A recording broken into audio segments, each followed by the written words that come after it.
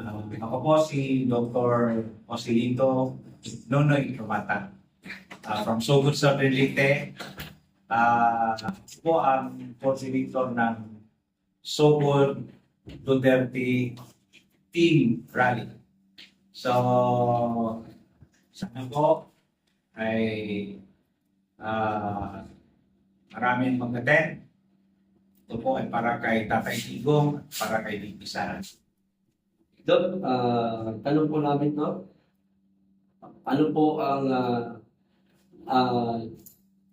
bakit nyo po ito ginagawa? Bakit po kayo ang nanguna dito sa sugod, dito sa rally po para sa Duterte o PDP laban? Sa totoo lang po, hindi ko rin alam kasi hindi po ako politiko, hindi po rin ako tumatakbo sa eleksyon na to. So dahil lang po sa pagmamahal ko sa pamilyang Duterte, dahil lang po alam ko kung ano ang pinaglalaban nila, dahil lang po alam ko na ang pinaglalaban ng pamilya Duterte ay para sa kinabukasan ng aking mga anak, para sa kinabukasan ng ating mga anak, at para sa kinabukasan ng ating bansa. Kaya po, nagsumikap po ako kahit po hindi tayo gaano ka yaman o whatever. Nagsumikap po ako ng makapag-organize at saka ma-introduce yung ini-endorso ng ating Pangulong Duterte dito po sa Southern Leyte at saka sa hindi inaasahang pagkakataon na sali po natin ang Leyte, Ormoc, at saka yung Samar. Kanina nga mayroong nagsabi na pati yung Cebu daw dito. So, lugod mo kung nasisiyahan dahil po yun sa mga kasama natin dito. Kasi yung tinawag ko lang before, sinabi ko, gusto nyo bang magkaroon tayo ng buwan dito? Gagawin ko yung lahat para po ma-invite sila. And then, in just one click, nagdatingan po yung mga original na DDS, yung original nating mga kilala. Tinulungan po nila tayo sa crowdsourcing. Ngayon po, expected po natin na marami yung makikilaw. Pwede po bang malaman to kung sino-sino po itong mga senatorial candidate ng PDP laban, ito tinatawag ng mga Duterte ang makakadalo po sa rally pinangunahan mo ninyo? So, ang halos lahat po nag-confirm. Unless kung mga emergency, hindi po sila darating. Hindi halos, lahat po nag-confirm. Unless kung mga emergency, hindi sila makakarating personally, but definitely mayroon silang representative. So masasabi ko po lahat po ng nasampung inendorso ni Pangulong Duterte darating po dito sa Sugod Southern Leyte. At saka ito po yung nauuna dito. Wala pong nangyari na ganito na sa isang munisipalidad lang po ang buong team ng National Slate ay darating po. Tapos ano question, ano pa yung nag-udyok sa inyo na dito sa yung Sugod Leyte ay Southern Leyte hindi ko magkano kaiyan, pero bakit? Ano po ba yung nakikita niyo mas bakit kayo mismo ang pinapangunahan nyo ngayon yung pag-organisa nitong Duterte team? Yun nga, dahil po sa pagmamahal natin sa mga pamilyang Duterte. Dahil po sa kumbinsido po tayo na kung ano ang pinaglalaban ng pamilya Duterte, pariha po yung pinaglalaban natin. So in my own little way, kahit naman hindi tayo ganong karanya yung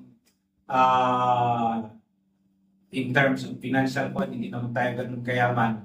Pero sa tingin ko makakaya po naman natin na mag-host kung andyan lang po yung mga kasama natin dito. Ang pinaka-string po. So ibig sabihin, Dok, itong kalanapin po na Duterte team na PDP laban na rally is talagang kayo po talaga nasa na walang pong ibang walang ibang Wala po. Maliban po sa asawa ko. Yun ang pinasya po natin. So, as much as possible, iniwasan natin humingi ng anong tawag nito, donation. Financial donations. Wala pong nag-donate sa atin. Unless po kung anong tawag nito, lalo na po kung yung mga galing sa mga politicians. Sinabi ko na po, hindi po ako politiko. So, lalong discourage po natin yung mga donations galing sa mga politicians.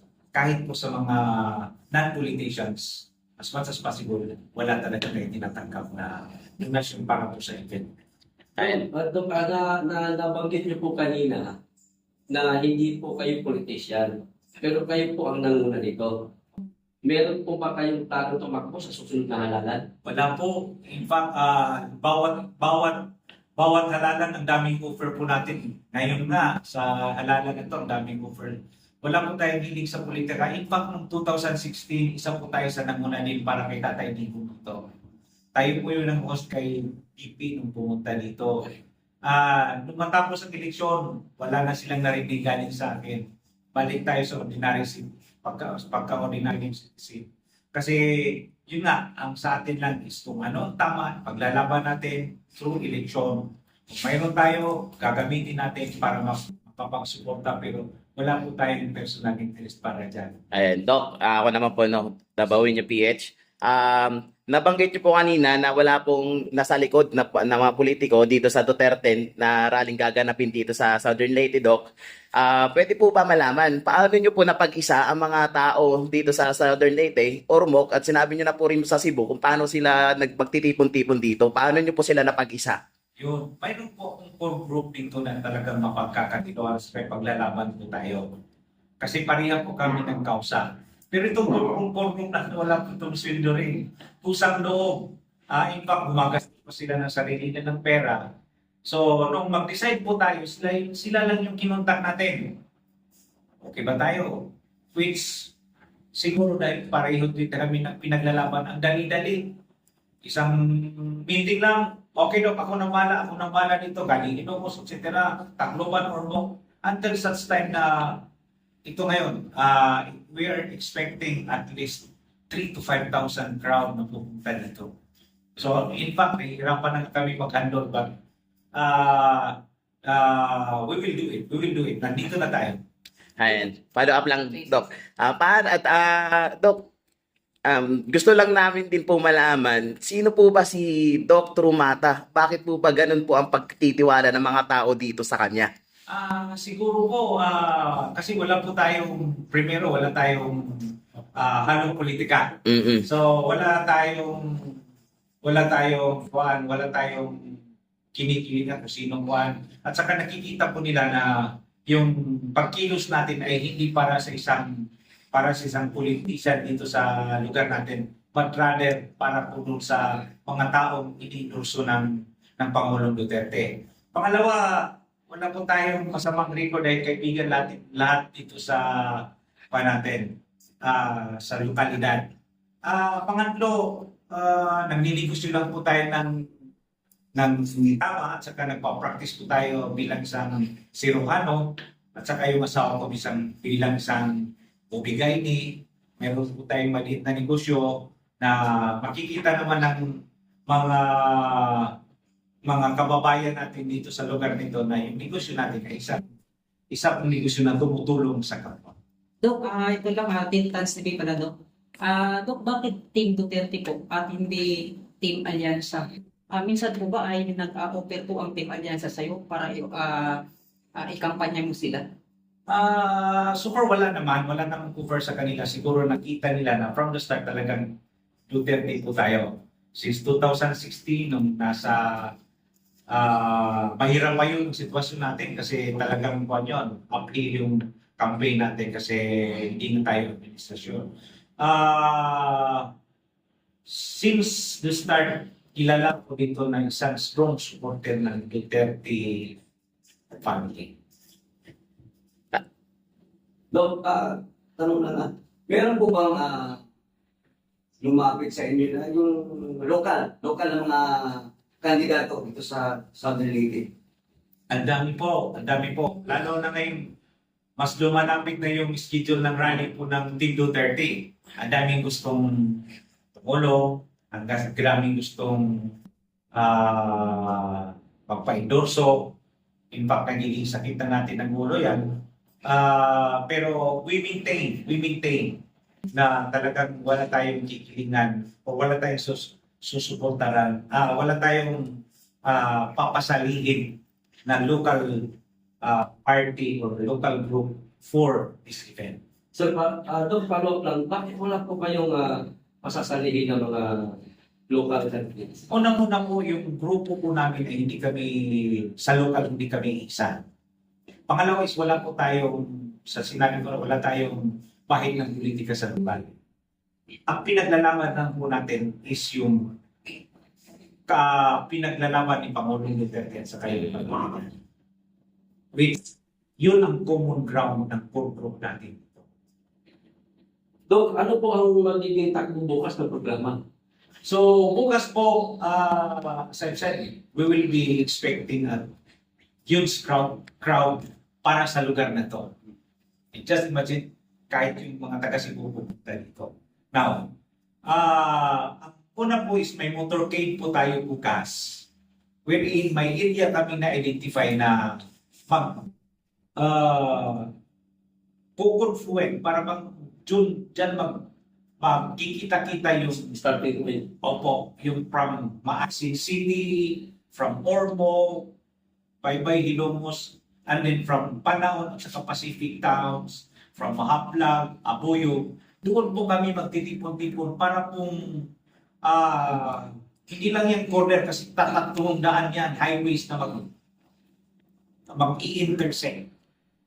So, doon mag-start ang motorcade and then papunta po tayo dito sa Sugod, Southern Leyte. Doon sa Sugod na proper.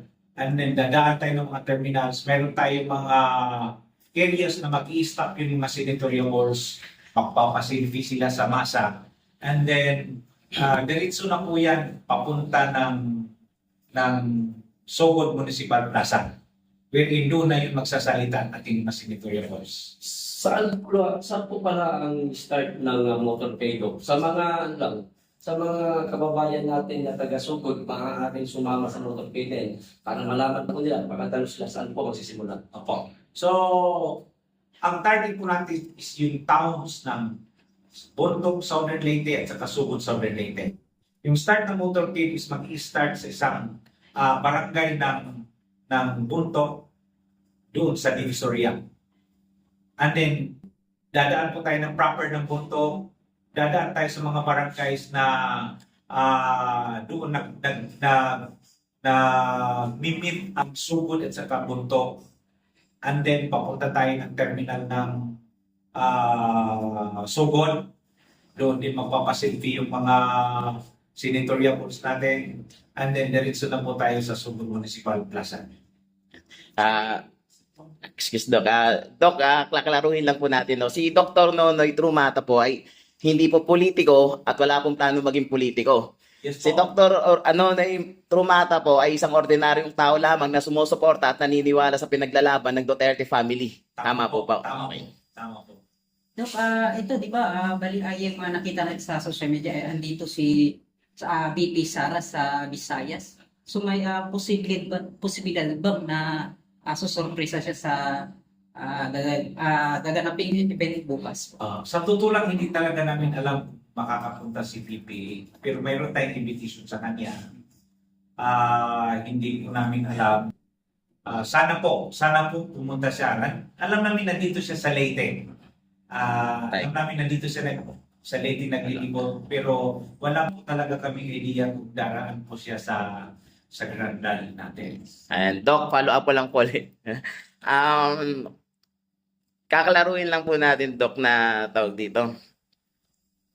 Sa pagdating ng PDP bukas, mahigit ilang tao po kaya ang sa tingin yung makakadalo? Sa rally po natin. Yes po, Ang expectation po natin is hindi bababa ng 3,000 3,000. 3,000 po. At saka 3 to 5,000 yung pa natin. Okay. Target natin na ba. So it's very unusual na crowd para sa Sugod Southern Leyte. In fact, problema namin kung kakasya ba sa Sugod Plaza. Doc, sa pangunguna niyo po na bilang organizer ng rally ng Duterte team, hindi po ba kayo nangangamba na baka balikan po kayo ng ibang politiko sa pangangampanya niyo ng ang ating Duterte team? Hindi naman po siguro kasi tayo lahat may karapatan naman. Kung anong paniniwala natin tama, meron naman tayong karapatan na itaguyo dyan at saka o i-implement yung kung anong paniniwala natin. Saka hindi naman din tayo nag-i-encroach din sa kanilang paniniwala. So, siguro i-respeto naman nila kasi ako respeto din naman tayo. Dok, ano po masasabi ninyo sa pag-endorso ni VP Sara kay Senator Amy Marcos?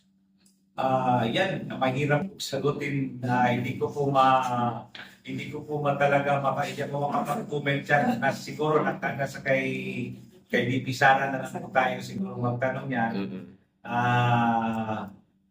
Wala po talaga akong may sagot sa tanong na yan. Eto, Dok, karamihan kasi ng mga taga-suporta o handang sumuporta o bumoto sa Duterte o PDP Laban senatorial candidate ay nagsasabi mo sila na handa iboto suportahan ang itong 10 na kandidato ng PDP. Pero maliban daw po sa inendorso ni Vice President Sara Duterte na si Senator Amy. Ano po masasabi nila? Sabi ko nga po, tayo rumirespeto po sa bawat opinion ng isang tao. Wala po tayong inaapakan, wala po tayong sinasabi na tayo palagi ang tama. Basta ang sa akin na po, irespeto din po sana yung paniniwala namin sa grupo na talagang ang suporta namin is dahil kay Tatay Digong at saka kay VP Sara. And last question ko, Doc. Tawag dito, kung sakasakali po bang lalapitan po kayo ng mga kandidato ng bagong alyansa para ikampanya po sila dito, papayag po ba kayo? Hindi po tayo kasi mayroon po tayong paninindigan. Magiging yung pinunta po natin na reputasyon sa lugar na to na marami po naniniwala sa atin kahit hindi tayo politician. Pag dumukso tayo sa ibang talagang mawawala yung reputasyon natin. It's just in just a click of a time. So hindi po talaga. Siguro pag nakumbinsin na nila po, masusunod po. Dok, last na lang. Huling mensahe mo, Dok, no, para maklaro po lahat ng mga consequences natin dito at kababayan natin sa Southern Leyte.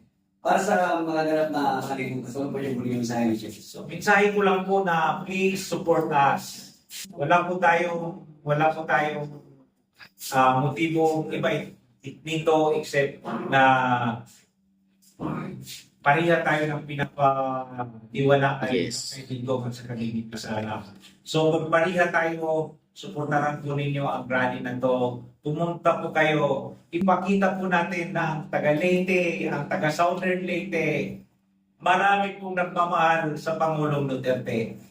So dito natin ipakita sa kanila kasi ito titingnan to ng buong mundo dahil po sa technology ngayon. Makikita nila na ang taga Southern Leyte, ang taga Leyte, ang taga Samar, ang taga Cebu, mahal na mahal si Pangulong Duterte. Mahal na mahal si VP Sara. Yung Tacloban City, mahal na mahal. Maraming nagmamahal sa kanila. Alam ko yan kasi nandito po tayo sa lugar na to. So pumunta po kayo, huwag po kayong mahiya. Welcome po lahat dito. Welcome kayong mag-support at mag-show ng love nyo para kay Tatay Digong. Love nyo para kay VP Sara. Yes. Maraming Salamat po. Thank you so much, Doc.